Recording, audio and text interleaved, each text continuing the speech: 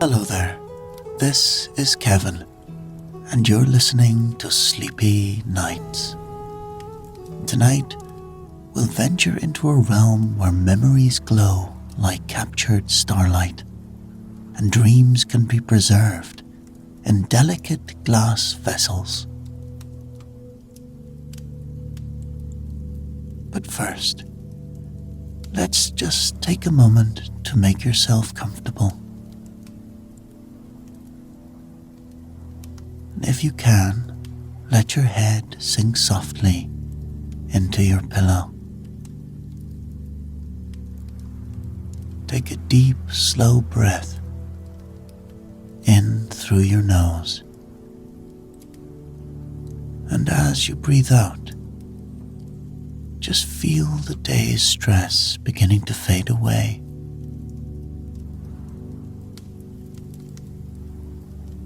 With each breath, feel yourself becoming more and more relaxed, letting your body become heavy and still, feeling the earth support you.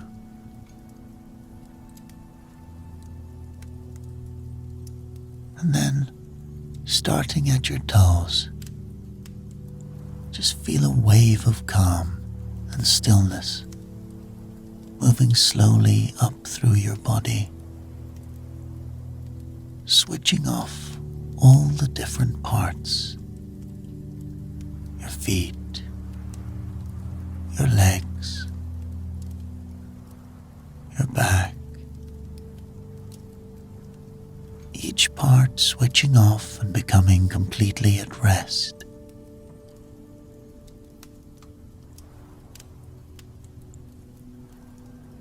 Try and let this peaceful feeling flow into your chest, then into your arms, then your neck, and finally into your head. Now just remember, you don't have to concentrate too deeply. Just simply let my voice carry you along as we drift into tonight's tale.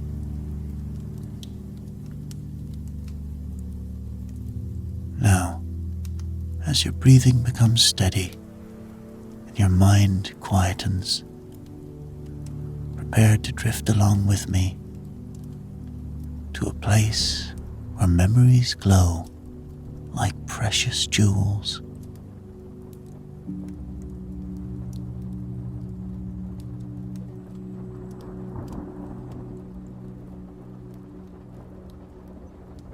Mira Chen held the glass vessel up to the light,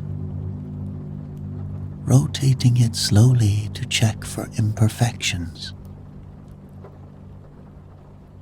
The piece was flawless, or at least it should have been. Agnes Winter would probably find some invisible flaw, just like the last 5 times. The old woman's standards went beyond exacting into the realm of impossible.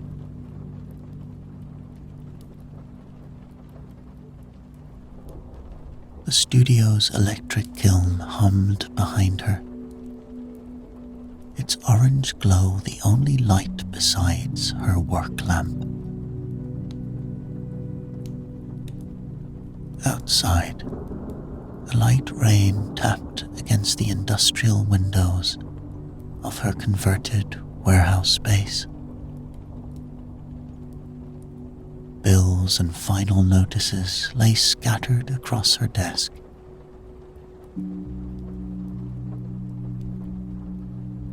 3 months behind on rent, 2 overdue utility payments. She needed this commission.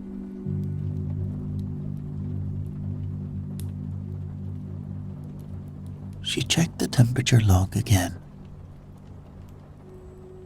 each piece for Agnes required specific heating and cooling patterns, complicated sequences that made no sense for simple decorative vessels. This one had cooled in precise 5-degree increments, each stage timed to the minute.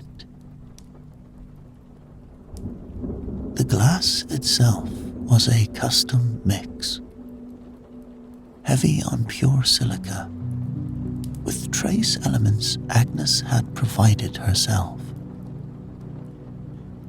Even the shape was peculiar.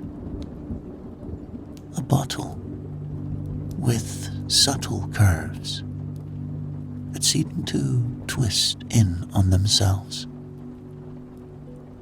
creating depths that shouldn't be possible in clear glass.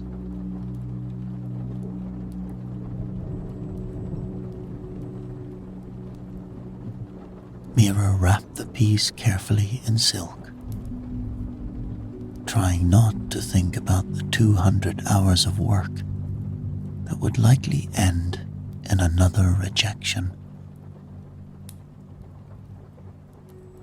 Her other clients, the ones who actually paid, had started taking their business elsewhere as she focused on Agnes's impossible project. But something about these pieces called to her. The way the light caught the curves,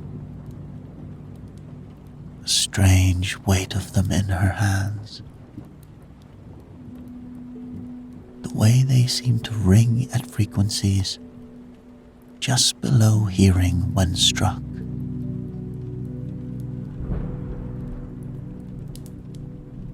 Tomorrow evening, Agnes would examine the vessel and find some invisible flaw. But tonight, in the quiet hours of her slowly failing studio, Mira allowed herself to believe she'd finally created something perfect.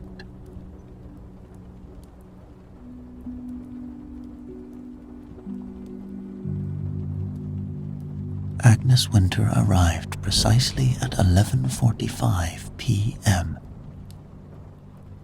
exactly like every other review session. She wore her usual attire, a charcoal wool coat that seemed too heavy for the season,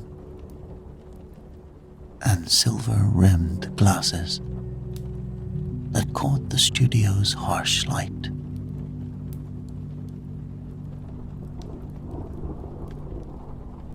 Without speaking, she removed her gloves one finger at a time and held out her hands for the vessel.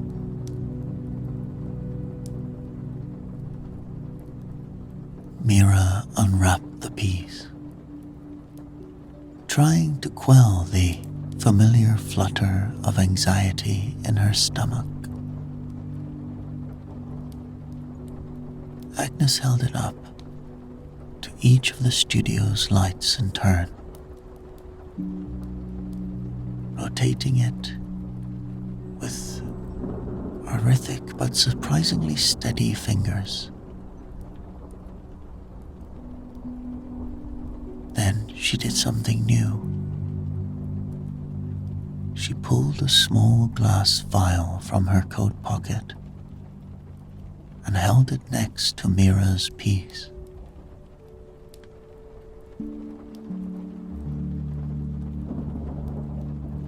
For a moment, Mira could have sworn she saw something move inside Agnes's vial.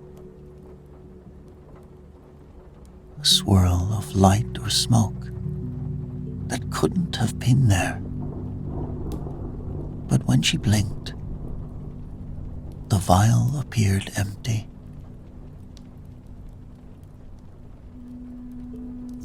ratio is wrong," Agnes said finally. "The curves create interference patterns at the neck." She set Mira's piece down with devastating gentleness. "It would leak." "Leak?" Mira couldn't keep the frustration from her voice. "It's a solid piece of glass. There's nothing to leak."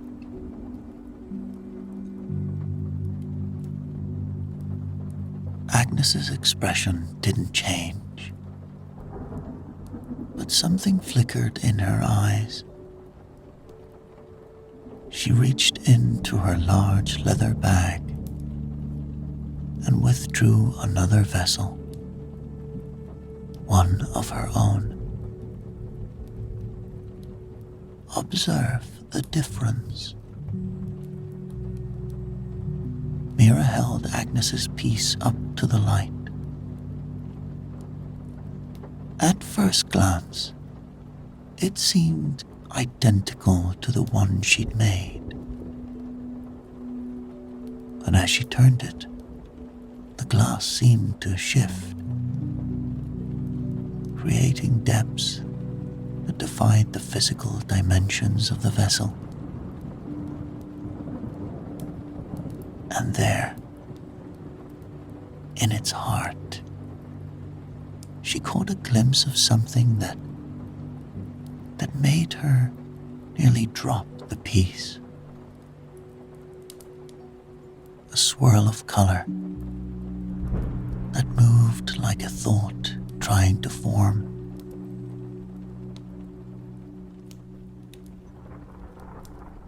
When she looked again, it was just glass. Agnes packed away both vessels with practiced efficiency. "Try again," she said, heading for the door. "Focus on the resonance patterns this time." She paused. "And Miss Chen, don't work past midnight. Some things require specific hours."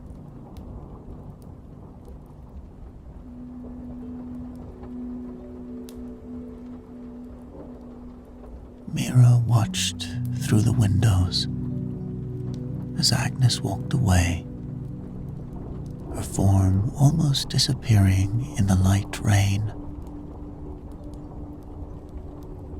The old woman turned down an alley that Mira knew led nowhere.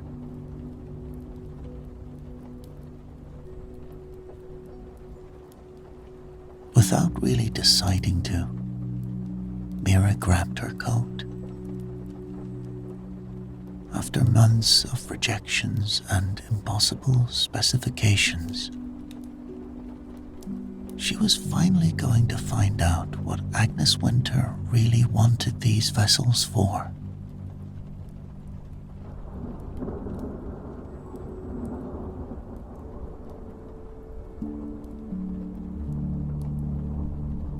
Agnes moved with surprising speed through the rain-slicked streets,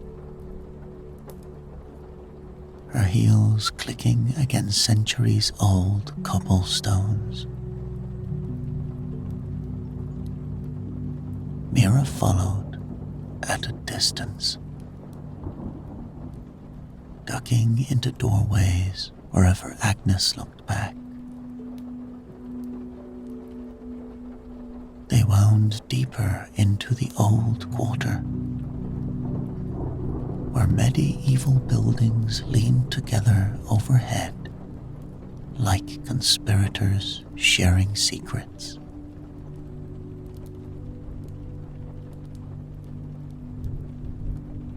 The route made no sense. Agnes turned down an alley only to emerge from a different one that should have led elsewhere. She crossed the same square 3 times, but each crossing seemed to take them deeper into parts of the city Mira had never seen.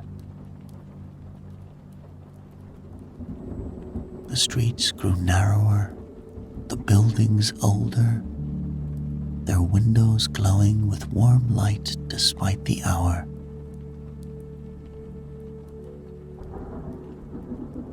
Just as Mira's feet began to ache,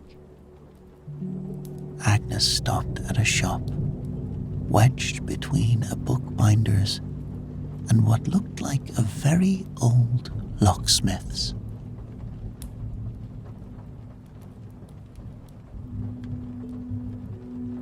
Mira checked her watch.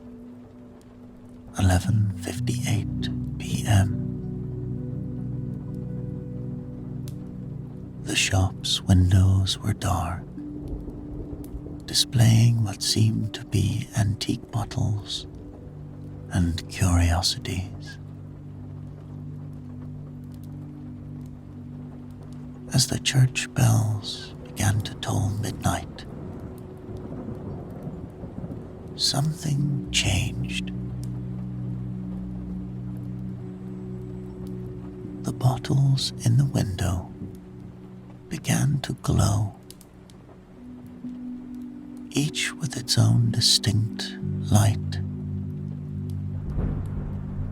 One contained what looked like swirling golden smoke. Another held something that moved like water but shone like starlight. In a third, colors shifted and danced in patterns that made Mira's eyes water. They reminded her of something, a memory she couldn't quite grasp.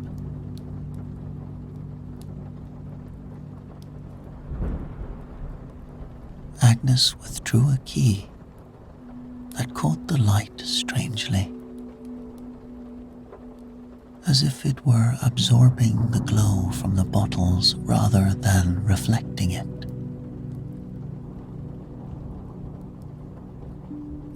Before she could unlock the door, she paused and spoke without turning around.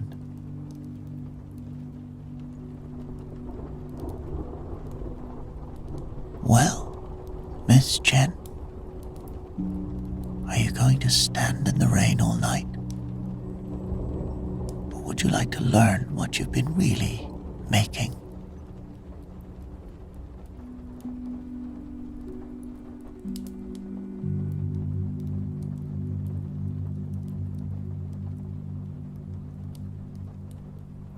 Inside, the shop was larger than it should have been, given the buildings around it.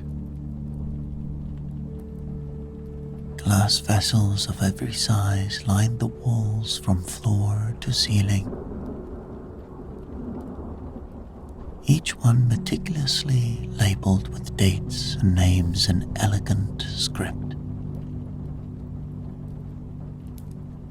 Some glowed softly, while others seemed to contain swirling shadows or moving lights.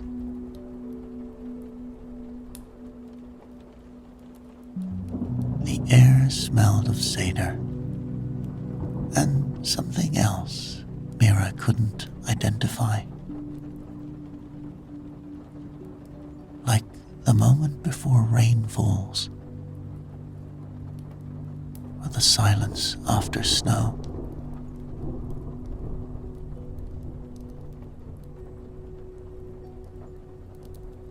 "Your latest piece," Agnes said, removing it from her bag, "would have been perfect for containing dreams, except for the resonance flaw. She placed it beside a similar vessel on a workbench. The other vessel contained what looked like shifting purple smoke. When the pattern is wrong, the dreams leak. They bleed into other dreams, other memories. The results can be unfortunate.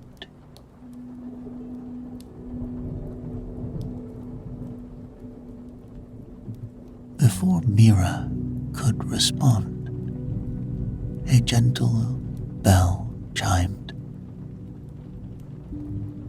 Agnes nodded as if she'd been expecting it. Right on time. Watch, and please, remain quiet.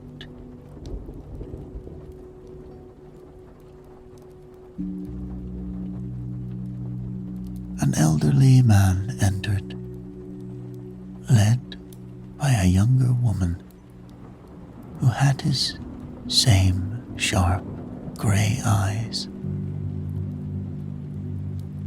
Professor Bennett, Agnes greeted them, and Sarah, please, sit.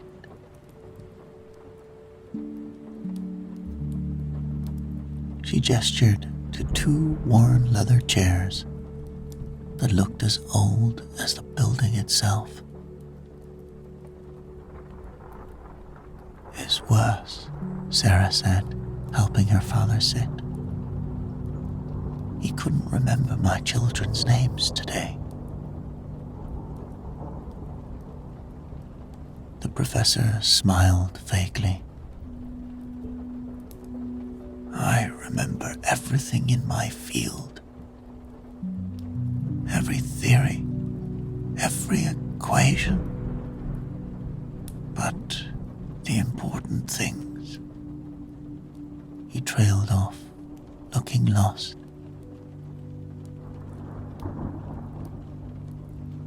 Agnes selected an empty vessel from a high shelf.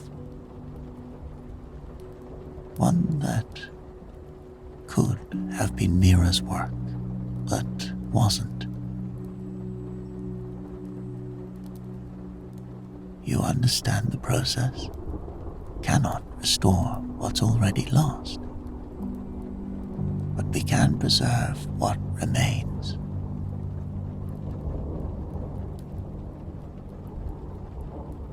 The professor nodded. My research, my life's work. Even if I forget everything else, that knowledge shouldn't be lost. He paused, looking at his daughter, and whatever memories of my family I have left.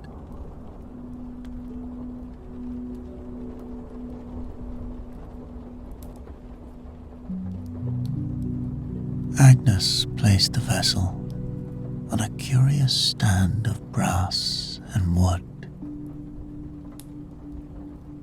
She adjusted several small dials, then drew a silver chain from around her neck. At its end was what looked like a tuning fork, made of a material Mira didn't recognize.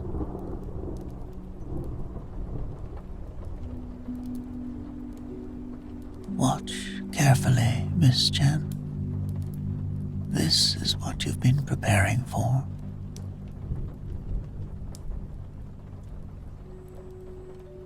Agnes struck the fork.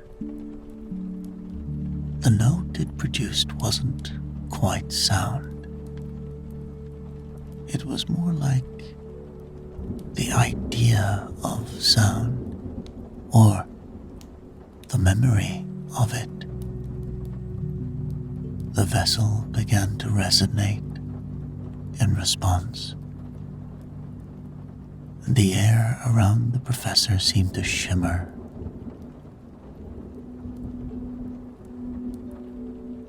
What happened next defied explanation. Light, or something like it, began to flow from the professor into the vessel. It moved like liquid gold, carrying fragments of images Mira could almost see. Equations written in light.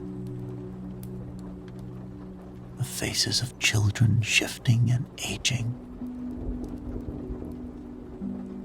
A lifetime of love and learning distilled into luminous threads.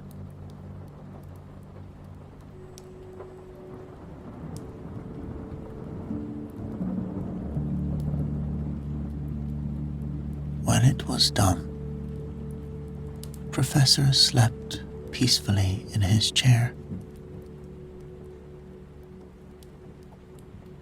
The vessel on the stand contained what looked like starlight, captured in honey. Moving in complex patterns that reminded Mira of neurons firing.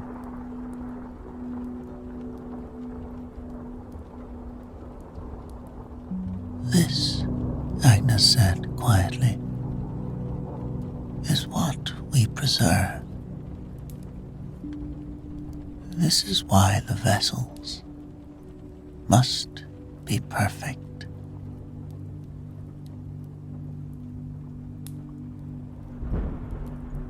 After Sarah helped her sleeping father out to their waiting car, Agnes locked the shop's door and turned to Mira. The vessels around them pulsed gently, like heartbeats in glass.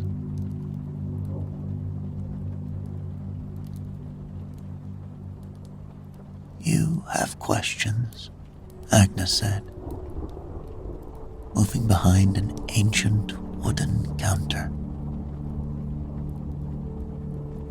Ask them while I prepare for the next client.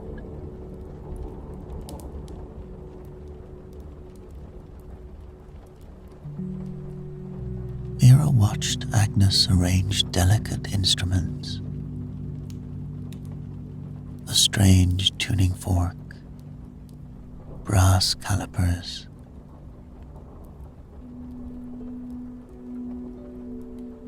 How is this possible? Is it some kind of chemical process, or...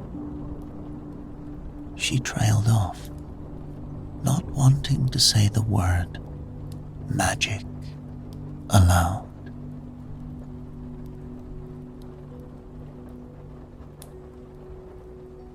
Some members of our guild believe it's purely scientific, a matter of resonant frequencies and quantum mechanics. Agnes held up a vessel containing what looked like the northern lights in miniature. Others think we're working with something beyond science. After 60 years, I'm still not certain.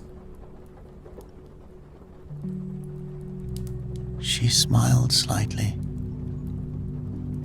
That uncertainty is part of why we survived so long. People fear what they understand almost as much as what they don't.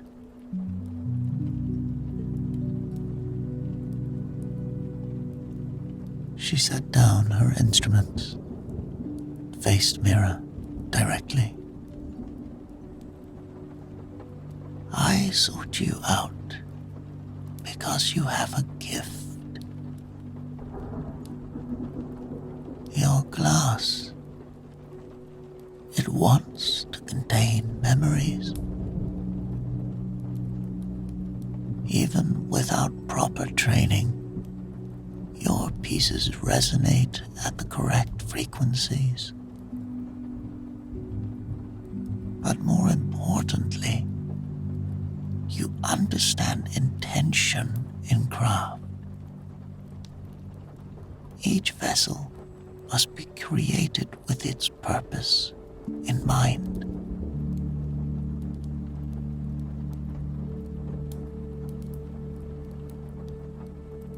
To demonstrate, Agnes selected an empty vessel from a shelf. Watch the process again. This time, notice how the vessel responds before any memories enter it.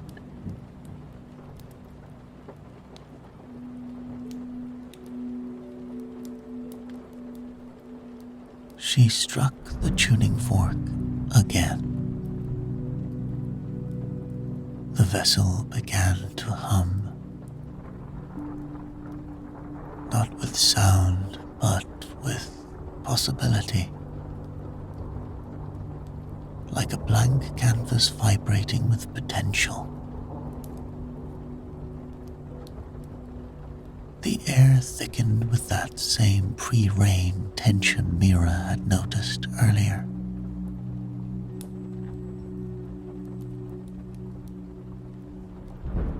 The previous master, glassblower, died 3 months ago, Agnes said quietly.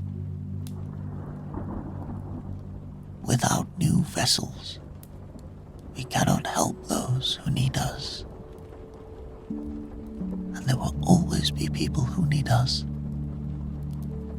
Those running from memories too painful to bear.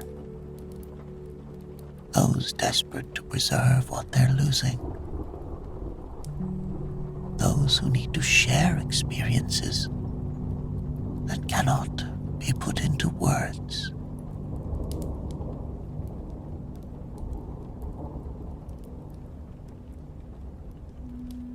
Agnes held out the tuning fork. Would you like to learn? Mira reached for it, then hesitated. What exactly am I agreeing to?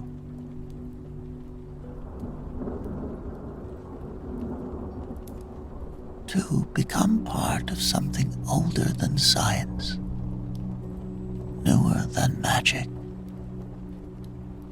and as necessary as memory itself. Agnes's eyes reflected the lights of countless captured moments. And perhaps to discover which of us is right about what we're really doing here.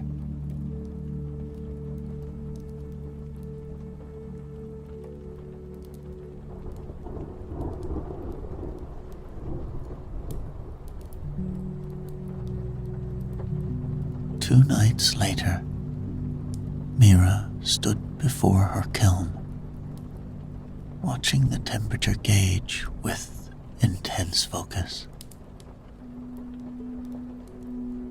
Agnes had given her precise instructions. Heat the glass to 1564 degrees, no more, no less. Cool it in stages timed to the phases of the moon. Shape it during the darkest hours, when the barrier between memory and matter grew thinnest.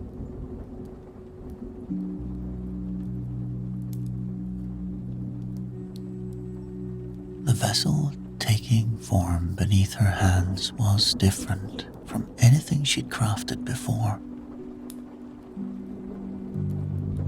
Its curves followed patterns Agnes had shown her. Spirals that appeared in nature, in shells, in the way water spiraled down drains. The glass mixture contained trace elements Agnes had provided. Silver dust, ground crystal, and something that looked like strands of starlight.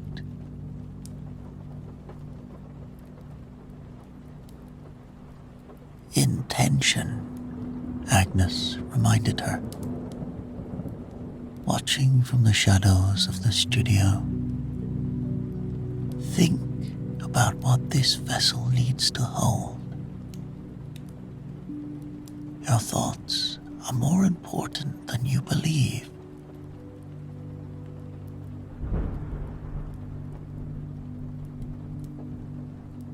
Tonight's client was a young dancer, Maria, who'd suffered a career-ending injury. She wanted to preserve the memory of her final perfect performance before the accident. The vessel needed to contain not just visual memories, the feeling of movement,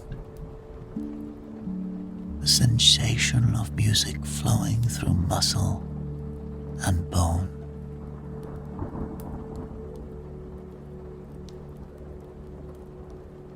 Mira shaped the glass with this in mind,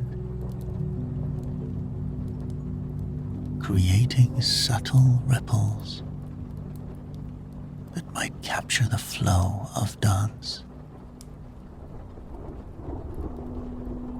The glass responded differently than usual,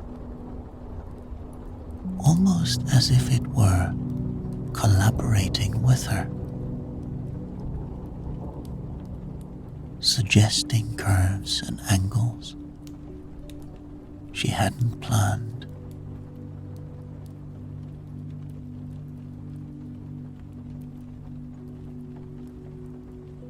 At 3 a.m., they brought the finished vessel to Agnes's shop. Maria waited there,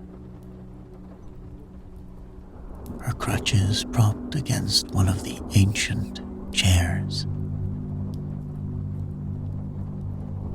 When Agnes struck the tuning fork,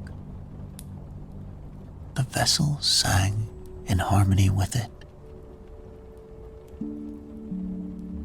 The memory flowed like liquid light, the movement of limbs in perfect grace, the soaring joy of a body in motion, the thunderous applause of a final bow.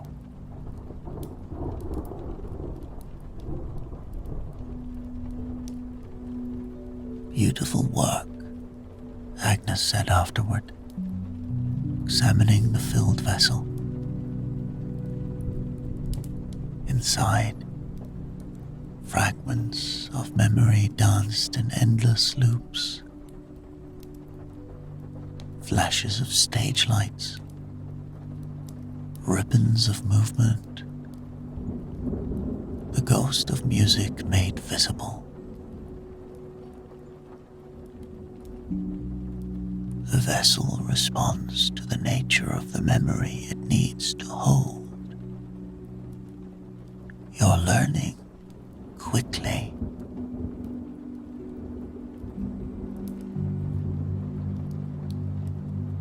But Mira barely heard the praise.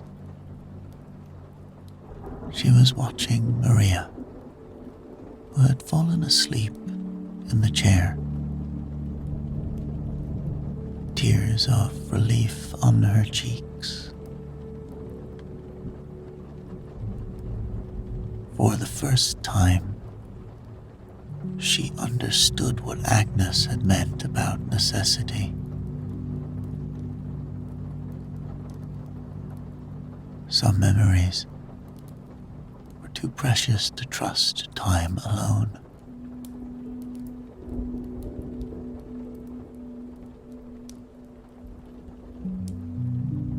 Tomorrow, Agnes said, we'll try something more challenging. Dreams are trickier than memories. They require different techniques.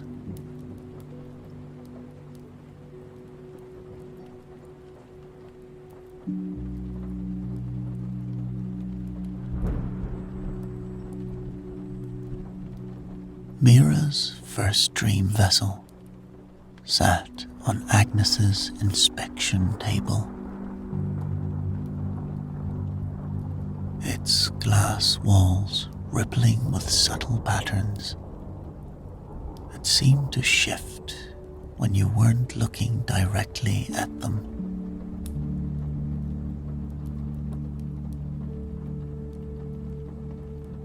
Inside, golden light swirled in complex patterns. A child's recurring nightmare transformed into something peaceful.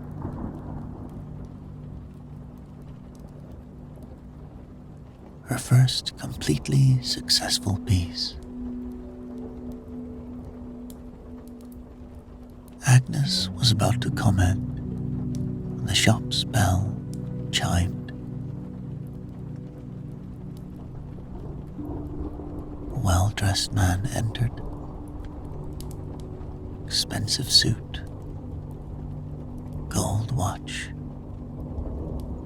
the kind of confidence that came from old money. But something about him felt wrong to Mira. The vessels on the shelves nearest him seemed to dim, as if shrinking from his presence.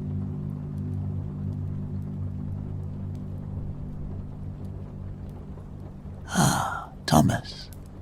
Agnes's voice had lost its warmth. Another deposit so soon. Thomas Weber smiled, but it didn't reach his eyes. The last one was insufficient. He placed a vessel on the counter. Inside, what should have been bright memory light had turned dull and gray. I'll need something stronger this time. Perhaps a childhood memory. First love. Something significant.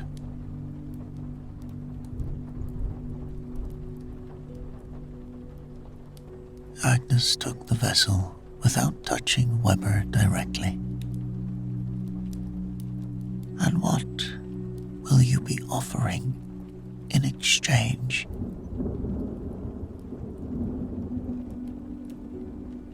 The usual arrangement. Take whatever you need. Weber's voice was hollow, like someone reading from a script they didn't understand.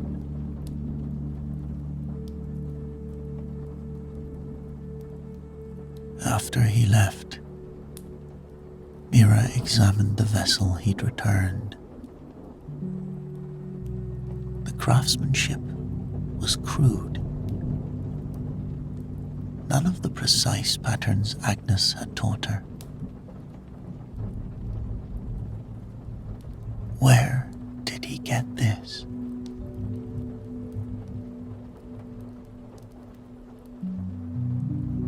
There are others who work with memories and dreams, Agnes said grimly. People who care more about profit than preservation.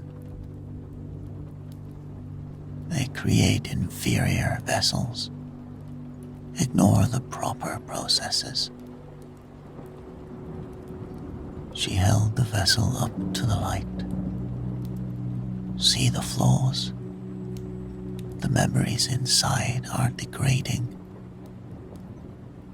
And somewhere, someone is missing a piece of themselves they can never get back.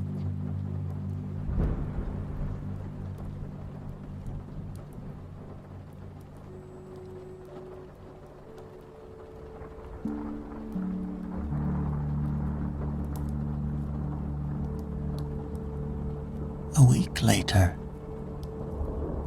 Mira and Agnes sat in the shop after hours, surrounded by vessels Weber had returned.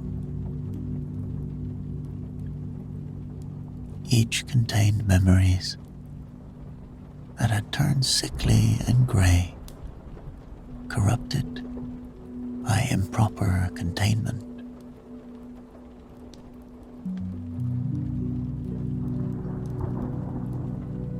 He finds people in desperate situations, Agnes explained, examining transaction records in a leather-bound book.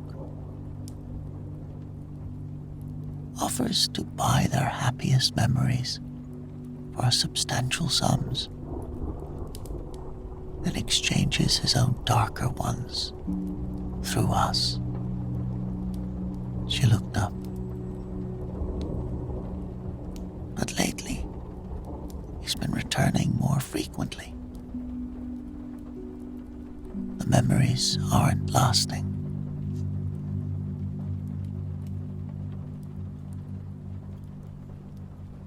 The bell chimed. A young woman named Claire, one of Weber's sellers.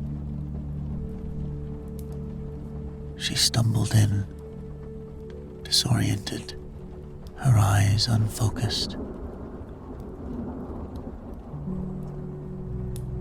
Something's wrong, she said.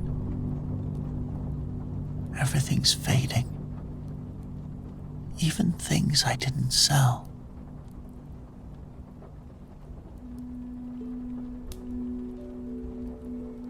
Mira helped her to a chair, while Agnes retrieved Claire's vessel from the records room. Inside, what should have been the golden light of a wedding memory had turned almost black. Tendrils of darkness seeping through hairline cracks in the glass.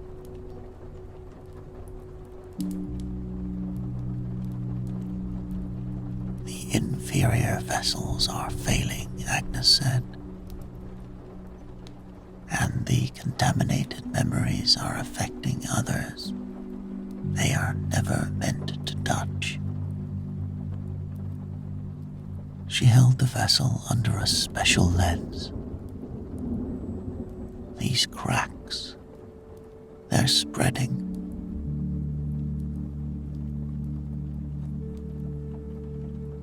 Over the next few hours, more of Weber's clients arrived, each showing similar symptoms. A businessman who couldn't remember his children's births,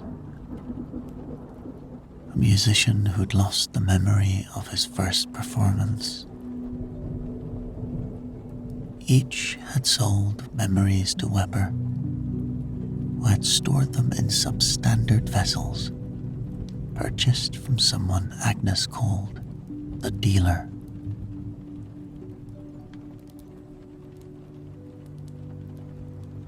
Mira examined each failed vessel, noticing the flaws in their construction. No proper cooling patterns, wrong glass mixture, curves that created destructive resonance patterns. Can't we just transfer the memories to proper vessels? It's not that simple, Agnes replied, showing her a vessel that was actively cracking. The memories have degraded inside, and the people who sold them. She gestured to the growing number of affected clients in the shop. Their other memories are becoming unstable too. Memory is a delicate web. Pull one strand, and others begin to unravel.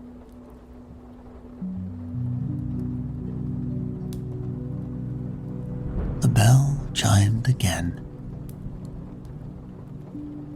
This time, it was Weber himself, looking far worse than during his last visit. His eyes were vacant, his movements jerky.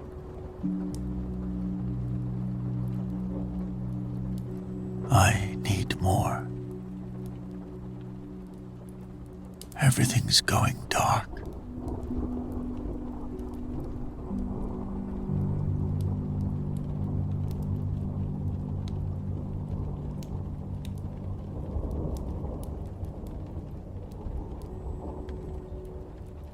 The black market dealer worked out of a basement workshop in the industrial district. Mira and Agnes found him surrounded by crude vessels, their contents flickering weakly in the dim light. He was younger than Mira expected, probably her age, with burn-scarred hands and desperate eyes.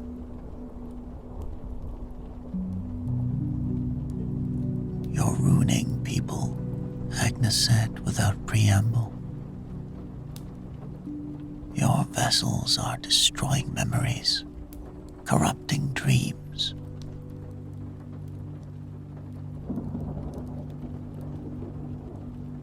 You think you can keep this technology to yourselves? He gestured at his workbench. People need this. Not everyone can afford your perfect vessels.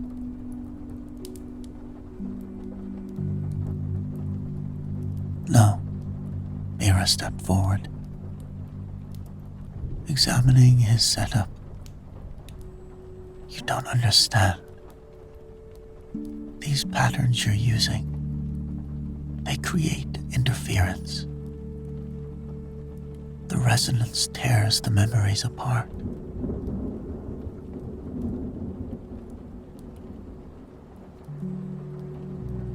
Before he could respond, Agnes doubled over in pain. Mira caught her before she fell, felt the alarming frailty beneath her wool coat. The dealer actually moved to help, concern breaking through his defiance. I'm fine. Agnes straightened slowly. Then to Mira. I should have told you sooner. The doctor's given me 2 months, maybe less. That's why finding you was so urgent.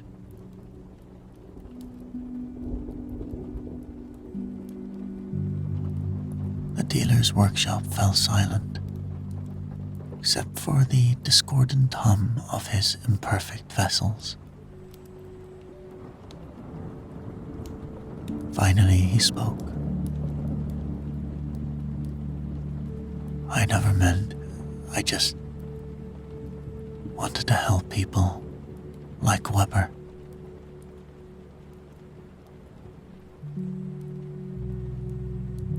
Weber's memories are disintegrating, Mira said, along with everyone else's who used your vessel. We need to fix this.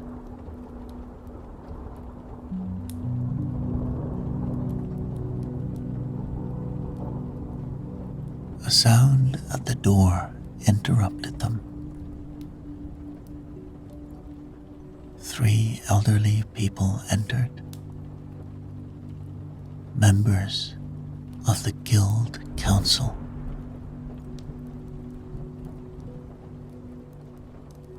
This is unacceptable, the first council member said. Black market vessels, corrupted memories spreading through the city.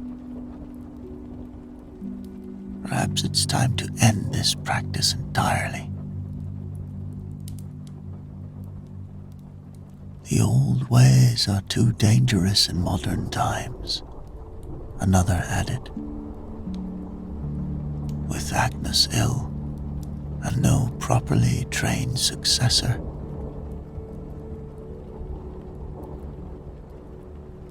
she has been training me, Mira interjected. And I think I know how to fix this. But I'll need his help. She nodded toward the dealer. He understands the underlying principles, even if his execution is flawed. Together we might be able to save the corrupted memories.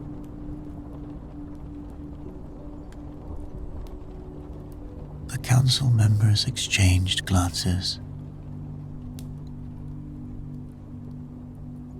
You have until midnight tomorrow. Fix this, or we shut everything down permanently.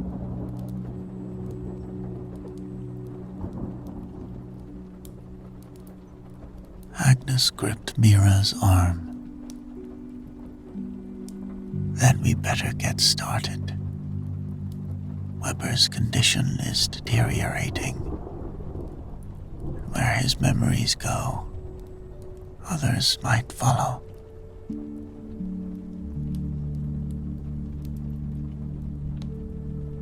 The shop hummed with desperate energy as Mira worked. She converted the back room into an emergency workshop. Her kiln transported from her studio. The dealer, James, she'd learned, assisted. His knowledge of alternative techniques proving unexpectedly valuable.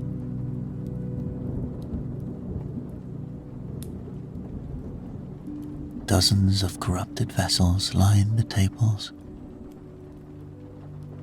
their contents growing darker by the hour. Each represented someone's precious memories, someone's dreams, all at risk of permanent destruction.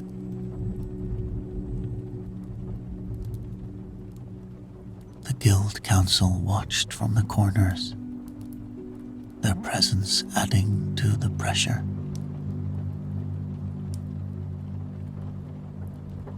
The transfer has to be simultaneous, Mira explained, positioning new vessels she'd crafted. We'll use my containers, but James's resonance technique might be able to stabilize the memories during transfer. She looked at Agnes. We We've never done this many at once. Agnes nodded grimly, adjusting her tuning fork. We've never had to.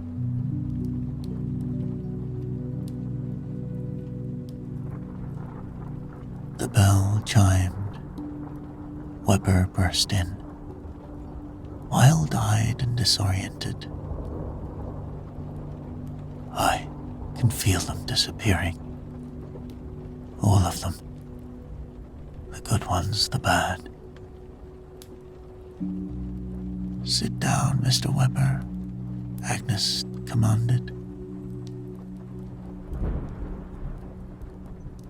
You are our template. What happens to your memories is happening to everyone else's, just slower.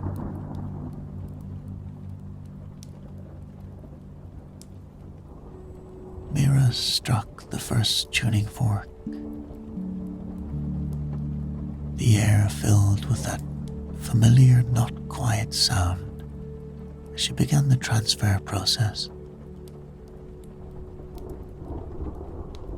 Light flowed between vessels. Golden threads of joy, silver strands of peace, darker streams of pain and regret.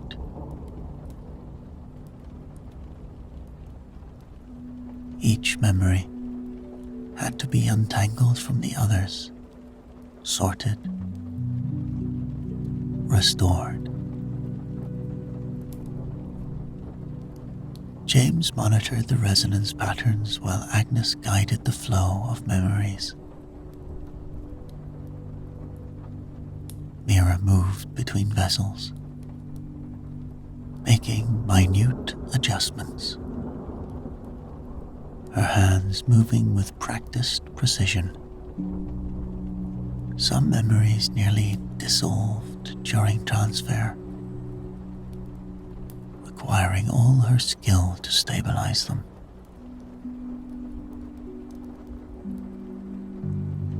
Weber watched, transfixed, as his borrowed memories were properly preserved.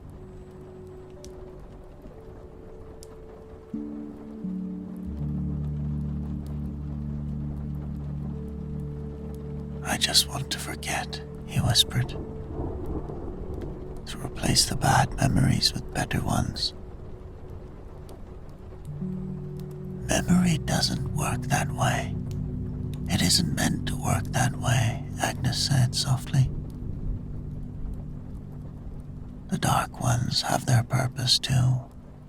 Lessons. They make the bright ones shine brighter.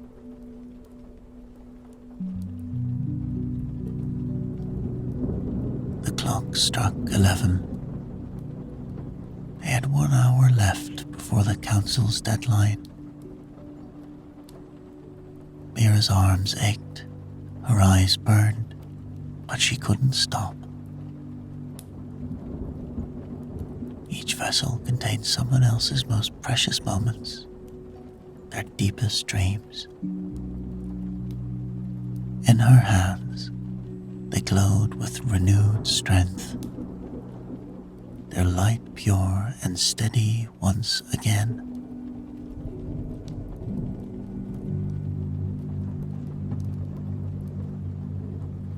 As midnight approached, the last memory settled into its new vessel, glowing with restored clarity. The shop filled with soft light from dozens of properly preserved memories and dreams, each one safe in Mira's carefully crafted containers. Weber sat quietly, his eyes clear for the first time in months, as his own memories, both light and dark, found their proper place in his mind.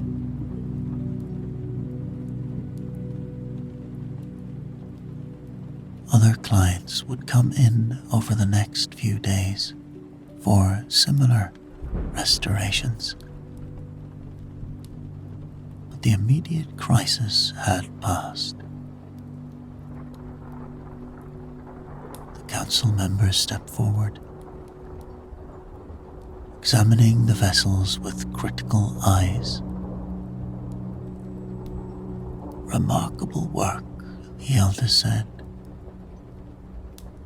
"These are traditional forms, but the resonance structures, I've never seen anything quite like them. The combination of old and new techniques," another council member mused. "Perhaps it's time the guild evolved." Agnes smiled tiredly. "Which is exactly why I chose her." She turned to Mira. "You understand both the science and the mystery of what we do. You don't try to explain everything, but you also don't accept anything without question." As if to underscore her point, one of Mira's vessels began to glow with an impossible light. Color she had no words for, moving in patterns that seemed to exist in more dimensions than space should allow.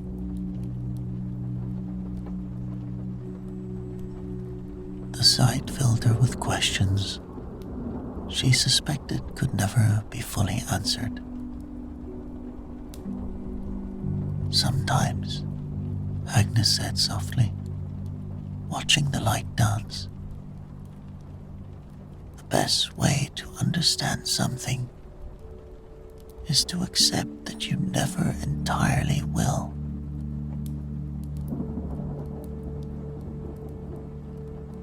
The council formally offered Mira membership in the guild, and as she accepted, the vessels around them pulsed in harmony, their light neither purely physical nor entirely magical, but something beautifully, mysteriously in between.